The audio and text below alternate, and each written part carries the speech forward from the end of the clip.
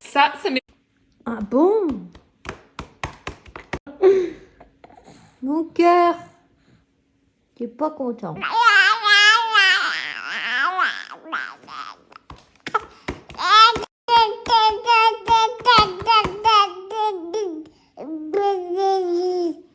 Si vous aimez...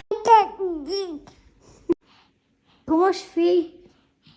Tu dis que la même syllabe.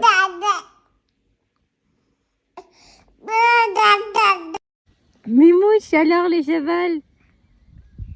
Alors, regarde ce qui est écrit sur le pull. Petit mec. Alors le cheval? C'est validé ou pas? Tu veux le toucher? Il est un peu loin là. Minouche. Du beau cheval. Tu veux le toucher? Minouche. Oh, oui, mon cœur. C'est un cheval. Regarde.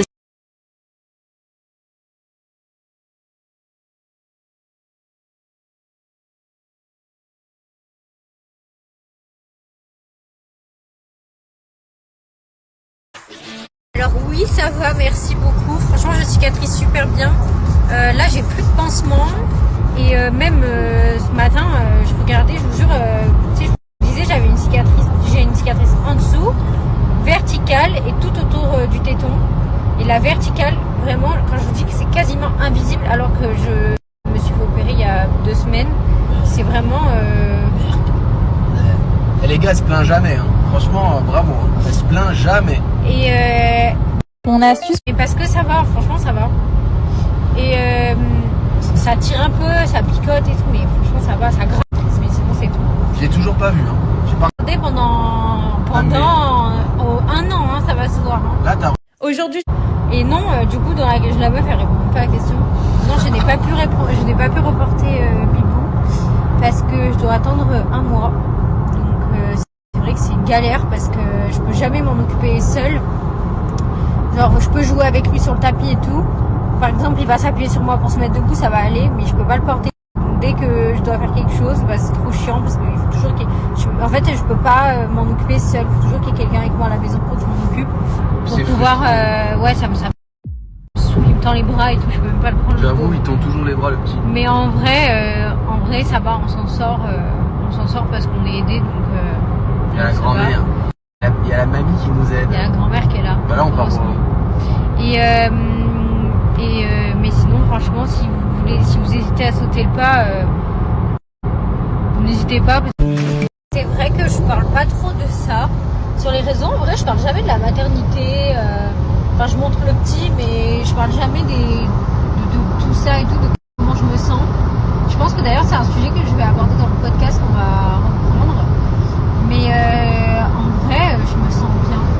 En fait, c'est comme si il avait toujours été là. Après, j'avoue, au début, ça fait bizarre parce que en fait, d'un coup, on passe de vivre pour soi à vivre pour quelqu'un d'autre. Donc ça fait drôle. Et heureusement, moi, j'ai été super bien entourée. Donc dès le début, j'ai pu prendre, par exemple, une après-midi pour moi pour aller faire les magasins avec une copine. Et donc, prendre du temps pour moi et pour souffler. Et c'est normal, en fait. Faut pas culpabiliser. Mais sinon, ça va beaucoup mieux là depuis juste avant mon opération. Parce qu'en fait, moi j'avais un problème, c'est que je culpabilisais constamment, justement, dès que je prenais un peu de temps pour moi, alors que c'est vital, hein, on est humain. Et je culpabilisais tout le temps, je me sentais mal, donc du coup au final je profitais jamais. Parce que même quand j'allais, mais c'était une connerie, hein, j'allais l'après-midi, donc 3 heures avec une copine, j'allais faire que penser au petit, j'allais envoyer 50 messages, j'allais être pas bien, alors c'était irrationnel, soit j'allais me dire il va lui arriver un truc si je suis pas là, soit je me disais il va oublier que je suis sa mère, enfin des trucs irrationnels. Et du coup c'est une séance que j'ai fait en neurotraining juste avant mon opération. Et je crois que ça n'a jamais été aussi efficace sur moi parce que dès le surlendemain, ça allait mieux. Genre par exemple même la nuit, quand ma belle-mère elle venait nous aider à faire les nuits, quand j'entendais le petit, sachant qu'en plus j'ai un radar, genre elle est en bas, dans une grande maison, hein. Elle est en bas dans une chambre enfermée, moi je suis en haut dans une chambre enfermée. Je vais entendre, alors que normalement on n'entend pas, et alors que j'ai les boules qui et tout. Et bah je me levais, quand Lorraine il faisait la nuit, je me levais quand même. En fait je me reposais jamais. Parce que Lorraine ne fait toujours pas sa nuit. Et parce que j'étais pas bien, parce que je culpabilisais. Et dès le 3e jour ça allait mieux. La nuit je l'avais entendu, je me suis endormie. J'ai dit tant pis, repose-toi. Parce que il y a ce truc là dans ma tête de me dire si moi ça va pas, mon fils ça va pas aller. C'était le seul problème que j'avais eu. Après bon bah voilà, il fait pas ses nuits, c'est dur hein, franchement, je vais pas vous mentir. Mais à part ça, en vrai c'est que du bonheur. Genre moi je kiffe. Je pensais que c'était plus dur que ça. Et lui je pensais que c'était plus facile que ça. On a 2 avis différents. D'ailleurs, si vous avez des petites astuces, est-ce que vous avez eu un bébé qui faisait pas trop ses nuits, s'il y a quelque chose en game changer qui vous a bien aidé? Franchement, on est c'est dur. preneurs. Hein. Parce que c'est pas, il se réveille une fois, c'est vraiment, il fait bordel. Il fait bordel toute la nuit. Des fois il fait 3 bibis, des fois c'est juste des petits réveils, il se tortille, il va dans tous les sens. Après, comme il a fait beaucoup d'intolérance avant, là on remarque qu'il mange beaucoup plus, il boit beaucoup plus, donc peut-être qu'il se rattrape d'avant. Ouais, je sais pas. Mais bon, là c'est toi quand même. Mais franchement, moi c'est marrant. Quand ça va durer. Moi c'est marrant parce que quand il était, plus il grandit, plus je fais genre attention à tout et j'ai peur de tout. Alors que quand il était petit, peut-être que le père il met du temps à réaliser, tu vois. Mais genre là, j'ai peur de tout, genre beaucoup plus. Et plus les semaines passent, plus je m'inquiète. Ouais putain, faut pas qu'il se cogne ici, faut pas qu'il se mange ça, faut pas qu'il. Et puis en plus il commence à tout toucher et tout. Et le père, franchement, c'est décalé, hein, la vérité. Ouais. De toute façon, les femmes et les hommes, on n'est pas fait pareil. Donc voilà, donc globalement, je me sens bien. Ça va parce qu'on est aidé en fait. Et c'est le seul conseil que je peux donner, c'est n'hésitez pas. Des logements. Si on vous propose de l'aide, acceptez-la parce que franchement, c'est la vérité, c'est dur. Réfléchissez avant de faire un enfant parce que c'est trop beau et tout, mais je vous jure que c'est dur. Alors que nous, on est privilégiés. C'est-à-dire qu'on travaille à nos horaires qu'on veut, on fait un peu ce qu'on veut quand on veut, et donc on est vraiment privilégiés. Mais quand on ne l'est pas, bah franchement, je comprends que moi je mets au défi n'importe quelle personne qui vient d'accoucher et qui dort pas correctement de pas faire une dépression postpartum. Genre c'est même pas une dépression postpartum, c'est une dépression. Lui, si on le met à pas dormir pendant 6 mois, il va faire une dépression aussi. Donc franchement, félicitations à toutes les mamans solo, toutes les mamans qui se débrouillent un peu toutes seules, même toutes les mamans pas solo mais qui au final sont un peu solo, on se sait hein. Franchement, force à vous. Ah non mais c'est pas du tout illogique, déjà parce que je sais même pas si j'aimerais un 2e enfant. Donc voilà, après je dis pas non catégorique parce que dans la vie on sait jamais. Livré. Dans quel état d'esprit je vais être plus tard.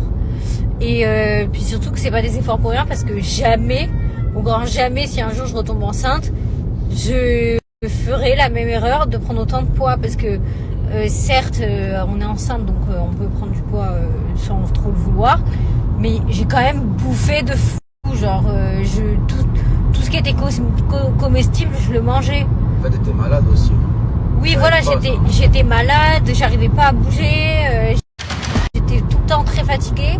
Et le seul truc qui me réconfortait, parce que moi normalement dans ma vie je suis hyper active, j'aime faire du sport, j'aime bouger tout le temps, je suis excitée. Enfin, depuis le temps que vous me suivez, vous me connaissez. Et là, le fait que je ne pouvais plus rien faire, déjà ça me mettait en dépression, je me sentais bloquée dans mon corps. Après je ne veux pas vous dégoûter la grossesse, hein. Si c'était à refaire, je le referais. Hein.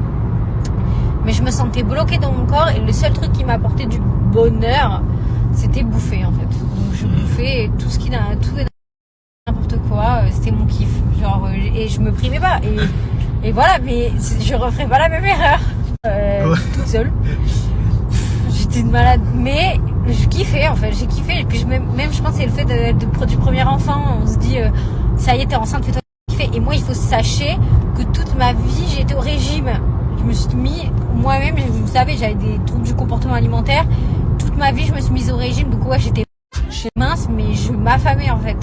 Et ça, depuis ma grossesse, c'est terminé parce que en fait, je me suis tellement fait kiffer et que j'ai vu que je pouvais perdre que je pense que ça m'a réglé quelque chose dans ma tête. Non, c'est pas illogique. Alors pour la poitrine, j'avoue, c'est peut-être un peu illogique, mais vu que je savais pas si je voulais un 2e enfant ou pas je me suis dit, je vais pas attendre avec un complexe. Genre, ça, c'est pas de moi. Donc, je l'ai fait enlever. Et ça se trouve, je reprendrai pas une si grosse poitrine si je retombe enceinte. On sait pas. Bon, peut-être qu'elle tombera, mais qu'est-ce que vous voulez que je fasse? Attends, je tombe enceinte dans 6 mois et je suis énorme encore. Faire des... C'est pas pour rien, parce que... Genre là, je disais, mais de toute façon, plus tard, je vais vieillir et je serai moche quand j'aurai 80 ans. Donc, à quoi bon faire du sport maintenant?